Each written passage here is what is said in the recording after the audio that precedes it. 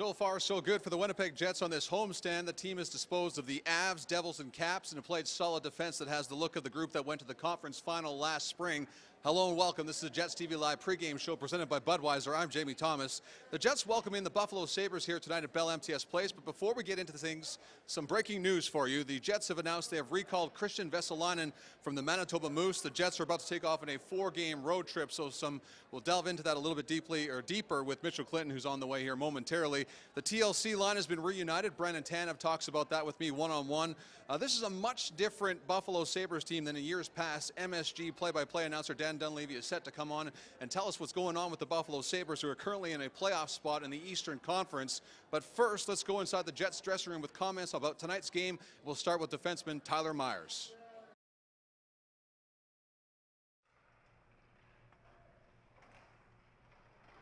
You know, I expect a pretty fast start in here tonight. You know, both teams are going to be motivated. We want to cap off the homestand with a good win before we head out on the road, and we want to try and limit the momentum they're bringing in. Well, their personnel is different. Made some moves, and you know, coming into the year, you know, I liked what they did. You know, I thought they added some guys in some spots that, you know, can add some drive to their team, and you know, it's given them a little shot in the arm. Obviously, their high-end guys are really good players. So, you know, our discipline's going to be key tonight. Keep them off the power play. Don't let those guys touch the puck as much.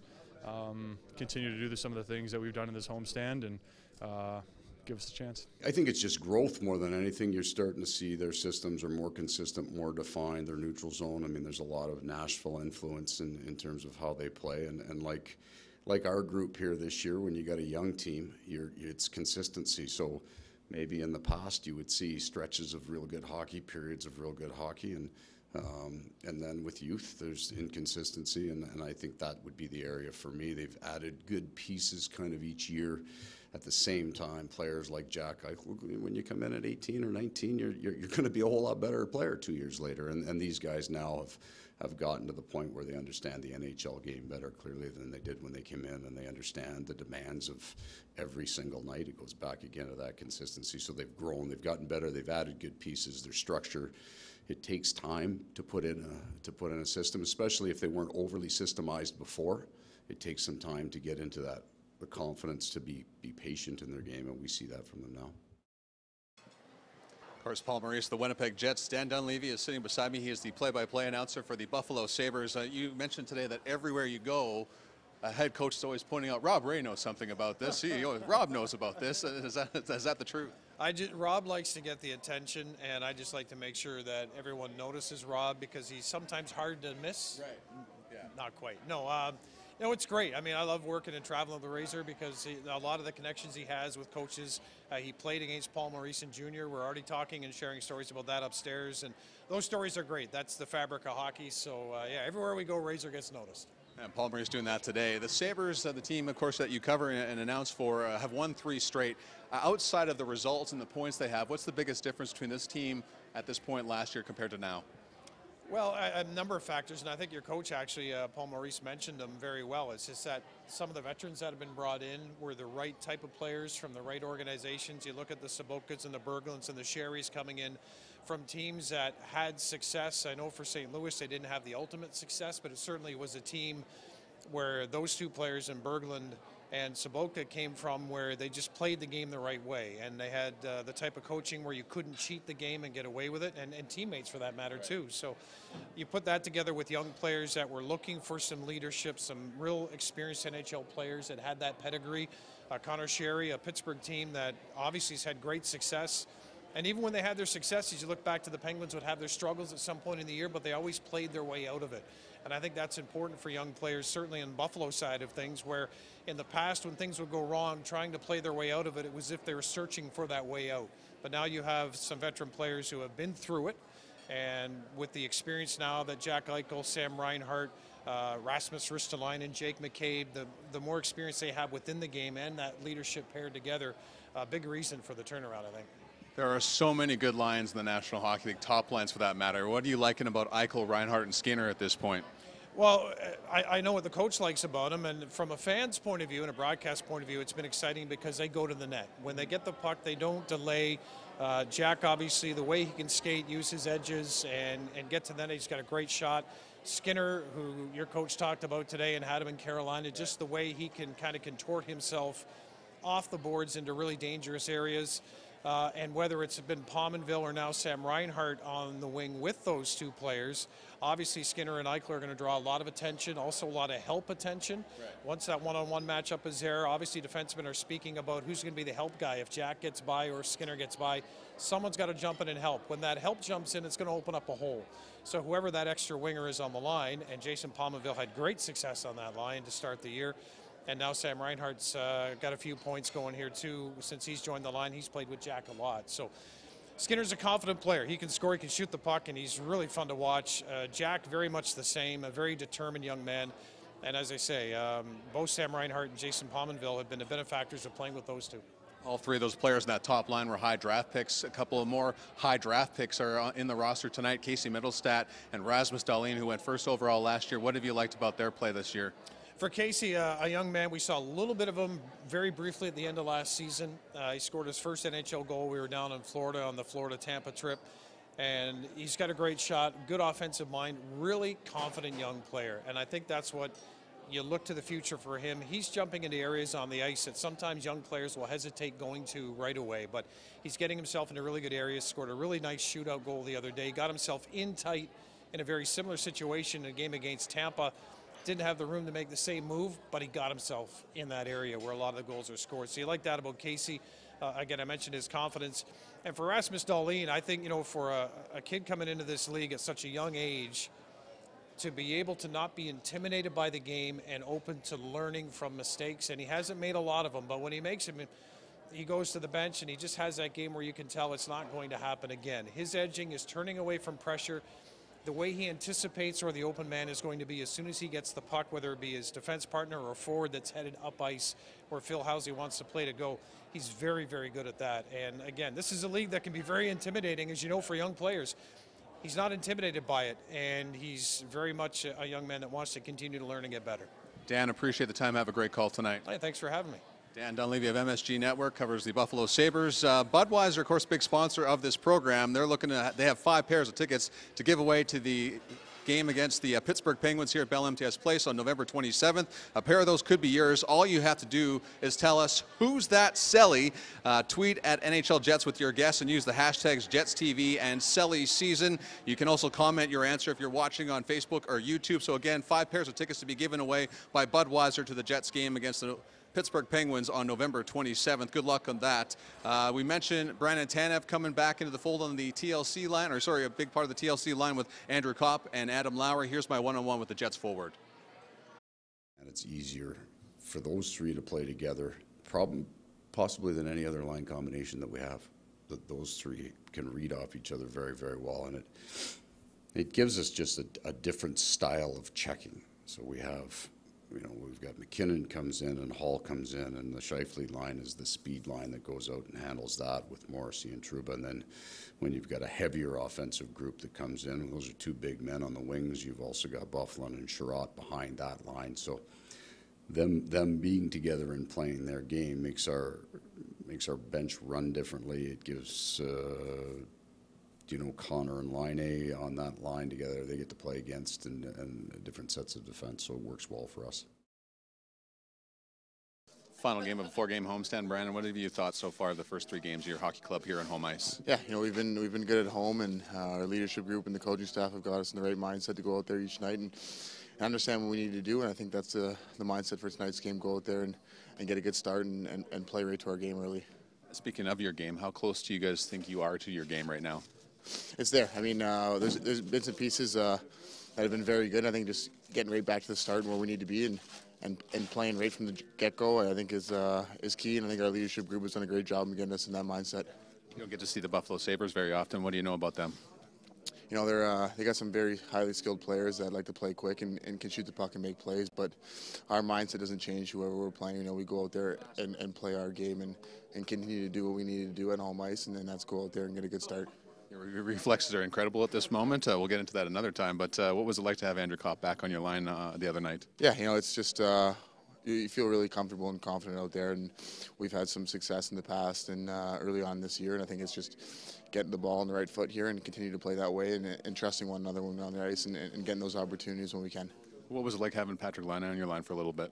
Patty's he's a phenomenal, gifted scorer and a great player, and he finds those spots in the offensive zone sometimes where you might not be in the position, and he gets the puck to the net and he's got a wicked shot. It was fun playing with him. As always, appreciate the time. Good luck tonight. Thank you. Brandon Tanev back with his best friends Adam Lowry and Andrew Kopp. We'll get into that in a second, but first things first, Mitch. We talked about breaking news. You just pressed the send button on a press release. Christian Vesalainen has been recalled by the Winnipeg Jets for the Manitoba Moose. The Moose are in Grand Rapids, Michigan right now to close out their road trip. There were rumors that Christian Vesalainen was on his way back to Finland to play for Joker at the KHL. This kind of changes that a little bit. First off, you're ruining the illusion that the press releases just go on the web. It just happens. Yeah. Just the internet is magic. It's not me. Yeah. Anyways, yeah, no, he obviously getting the recall. He was playing very well at the American Hockey League level. He had 3 goals, all of those in his last 3 games that he had played, and showed some chemistry with Logan Shaw, who was obviously recently signed by the Winnipeg Jets and then went down to the Manitoba Moose. 8 points in 8 games, so he was definitely coming a long way in terms of the adjustment he was making to the North American game. And of course, yes, there were the rumors of him going back over to Europe. He's obviously that's likely not going to happen now that he's coming back to the National Hockey. Yeah, it changes things a little bit, but it will be interesting to kind of see how this story progresses as the days go on here. Jets are heading out on a 4-game road trip that starts in Vancouver. They'll depart on Sunday. Josh Morrissey, just a fine, no suspension in an incident with the Capitals' TJ Oshie. What did you see in the play, and then what have you heard from the players and coaches since then? Yeah, you can kind of count me in the group that I saw, yes, do I see the similarity between that and the Matheson hit? Maybe, just in terms of where it happened in the zone. But Josh kind of talked this morning about just kind of how anxious he was during the phone call, because really last minute of the game, Capitals have the extra player on the ice. TJ Oshie, very dangerous player, of course. He can score from almost anywhere. So, of course, Morrissey going in, trying to win that puck battle to be able to get the puck out. And he said he felt bad. You look down, obviously TJ Oshie goes down in a way that would be extremely uncomfortable. It wouldn't feel good for anybody. And Morrissey, of course, not really a dirty player. He's got the one suspension from the first round of the playoffs last year, but said he felt bad about it, but really wanted to just kind of move on from it and focus on the Buffalo Sabres, because he is in the lineup tonight. And regardless of who you talk to, I mean, Paul Maurice kind of agreed with it. Obviously, he loves to have Josh Morrissey in the lineup. Tyler Myers said he didn't really think there would be anything that came from it, and of course, nothing did. So just a fine for Josh Morrissey, and he's just looking forward to kind of putting this behind him, getting back in the lineup. The main thing for him is to keep that confidence level up, not change his game. Obviously, you want to learn from this situation, but at the same time, with the guys that he's up against out there, you can't give an inch or two just because you're concerned about this kind of thing happening. He can't change his game out there. I don't think that he will, but something to keep an eye on. Yeah, he's not going to be shy about that at all. This is the final game of a 4-game homestand. Middle point of the game against the Capitals, there was the experiment for a little bit. Patrick Laine was with Adam Lowry and Brandon Tanev. Middle part of the game, though, against the Caps, in comes Andrew Kopp. Yes. And it was like kids that hadn't seen each other all summer, and they're back together, seeing each other for the first time in September at school, but they were very excited, and their play showed it, didn't it? Yeah, absolutely. I mean, Paul Maurice has, especially when that line is together, he's got 2 lines that he can really go to in terms of going up against the opposition's best. Of course, he's got the Scheifele line that he likes to use against a little bit more speed, and then he's got Lowry's line that he likes to go up against a little more size. So they drew the Ovechkin matchup against the Capitals, and Lowry and Tanev kind of combined in that game for 7 hits. And one of the 4 that Lowry had was the main reason that there was that turnover in the neutral zone. Brandon Tanev following it up on the play, able to get that pass across the ice to Ben Sherratt for the go-ahead and eventual game-winning goal. So I'll be interested to kind of see the match that Paul Maurice goes with tonight against Buffalo, who is a little bit deeper at center than they maybe have been in previous years. My guess is Scheifele will get the Eichel matchup, but we'll see what happens. Laurent Brossoit gets the call and goal tonight. It's been some time, late October. It was the second to last game before the trip to Finland. He was excellent there. He's 3-0 this year. What kind of, what kind of stress does this take away from the coaching staff when you know you can give your #1 netminder a night off and know you're going to get a good result? Yeah, I'd imagine any time a head coach or any coaching staff can get rid of any sort of stress, they're happy to do it. So Laurent Brossoit has been that for the Winnipeg Jets and the coaching staff so far this year. He talked a lot about, going into that Finland trip, he kind of knew that not only him, but the team itself is going to be off the ice a lot over the coming weeks. This will be, I believe, 3 weeks right on the number since Brossoit's last start in Detroit. And he said that kind of helped a little bit with just the fact that he knew he wouldn't get into much action, so he had to really take advantage of the time that he was on the ice. And he said he worked on some technical details, but the main thing is, in the offseason, he kind of adjusted his game a little bit. He found he was getting a little bit too robotic, focusing on the technical aspects of making a save versus just playing the game, making the reads, making the stop. So he's gotten to that a little bit this year. Tyler Myers, who trains out in Kelowna, in and around the same area that Laurent Brossoit does, said he kind of saw that the goaltender that the Winnipeg Jets were going to be getting.